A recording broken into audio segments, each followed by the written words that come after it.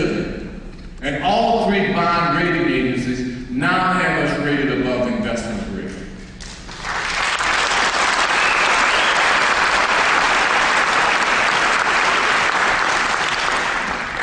With your help, my administration has positioned this city for another big push over the next year. Local economist and UNO Chancellor Tim Ryan predicts an economic boom for our city for the next 7+ years. Some of you may have remembered that the great poet Maya Angelou came to New Orleans recently to give a lecture, and the UNO arena where she spoke was packed. She made some very interesting points. She talked a lot about helping others in rainbows. She reminded us that you have to first go through the storm before you get to see the rainbow. She also pointed out that most rainbows are best seen when storm clouds are still in the distance. So picture this: half the sky is cloud, and the other half is sun. And at that point, the rainbow appears its brightest. She encouraged each one of us to be a rainbow in someone else's clouds and to look forward and focus on the sunny part of the sky. In other words, help others and stay positive. So while most of the country is trying to ramp up with infrastructure projects because of the president's economic stimulus plan, we have a 3-year head start with many construction projects that are already in final design. We are among the best positioned cities in America. That's Katrina's rainbow. Ladies and gentlemen, we have more than $20 billion of construction projects that are either in final design or under construction. Katrina's rainbow.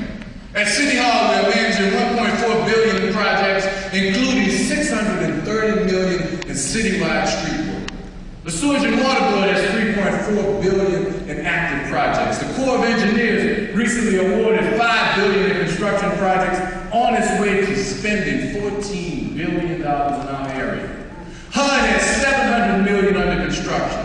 The public school system has announced $800 million in new and renovated facilities. Federal City has broken ground on $200 million in projects, on their way to spending $750 million. The new VA hospital site will be cleared by year end, and with LSU, $2 billion and 2 new state-of-the-art teaching hospitals will emerge. Katrina's rainbows. Private sector investment, which we track very closely, in our city is now grown to $4 billion and counting. Katrina's rainbow. The signs of recovery are widespread and growing with powerful momentum. Now let's talk streets. We are repaving and restoring streets throughout the city. Uptown and Gentile, New Orleans East, Algiers, the Lower Ninth Ward, and everywhere in between. Katrina's rainbow. Our initial focus is repairing the streets that carry 80% of our traffic. Katrina's rainbow. We are replacing substandard bridges and repairing more than 17,000 individual locations in streets and sidewalks.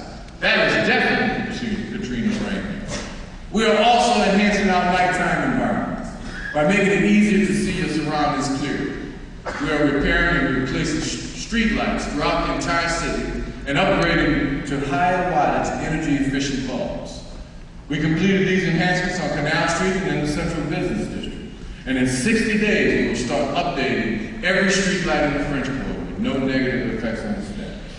And enhanced streetscapes under construction that you asked for in the People's Recovery Plan will help make things more beautiful, raise property values, and create a greater sense of safety among our citizens. Let's talk a moment about housing. As you know, major challenges post-Katrina were affordable rentals. Senior housing and insured homeowners had enough money from road home and insurance to rebuild their damaged properties. Just as we are recovering our balance overall, our neighborhoods are getting stronger every day. Affordable rental has materialized with recent openings on Tulane Avenue in New Orleans East, the Cross development, and 200 Carondelet. We're also seeing signs that rents throughout the city are leveling off, and in some cases showing modest declines. The private sector and the city are working together in concert to ensure affordable rental and senior housing is available for all. We have invested more than $20 million of city funds since Hurricane Katrina that has been leveraged over $200 million in development. This includes projects such as the Rising Sun Homes in the Lower Ninth Ward, developed by Reverend J.H. Jennifer. His work is helping displaced seniors return home from Atlanta, Houston, Dallas, and Birmingham. Reverend Jennifer, you're here. Would you please stand?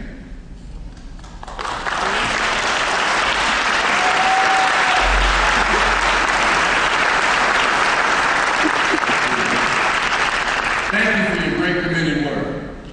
Let's touch on home ownership. A year ago, I announced that the city had launched a soft second mortgage program that provided forgivable loans of up to $65,000. Tonight, I want to strongly encourage more New Orleanians to take advantage of this program. There has never been a better time to buy a new or rehabilitated home in our city. We also know many roll-on checks and insurance checks were not enough to complete post-Katrina renovations. To address this challenge, we have reprogrammed $20 million of federal CDBG funds to be used as soft second dollars specifically targeted for homeowners with rehabilitation gap needs.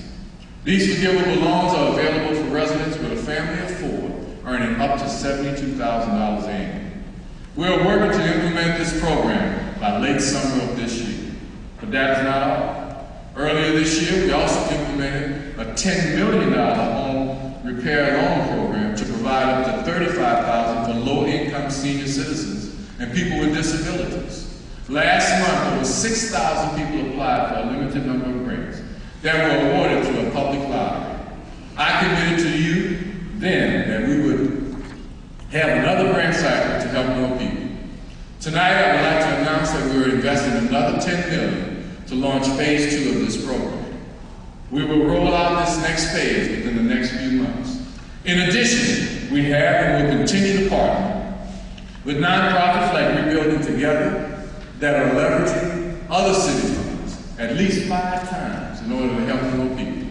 Our goal is to get another $20 million in repairs, gap financing, going before year end. It's time to talk about transforming.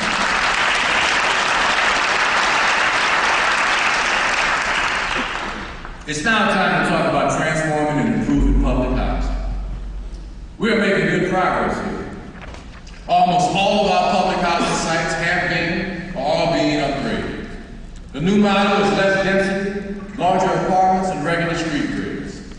We're also converting many to mixed income communities with both rental and home ownership opportunities. Let me quickly update you on the Big 4. HUD has informed us that construction has already begun at the St. Bernard and CJP developments.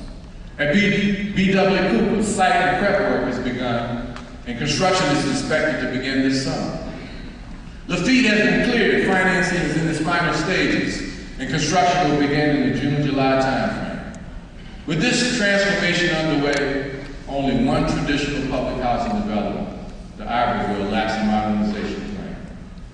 Resident leaders recently told me that it is unfair to invest in other developments and leave the Ivoryville in its current state, and they're right. Tonight, I'm proud to announce that HUD Handle has come on board, and we are ready to move forward with the redevelopment of Ivoryville. Earlier today,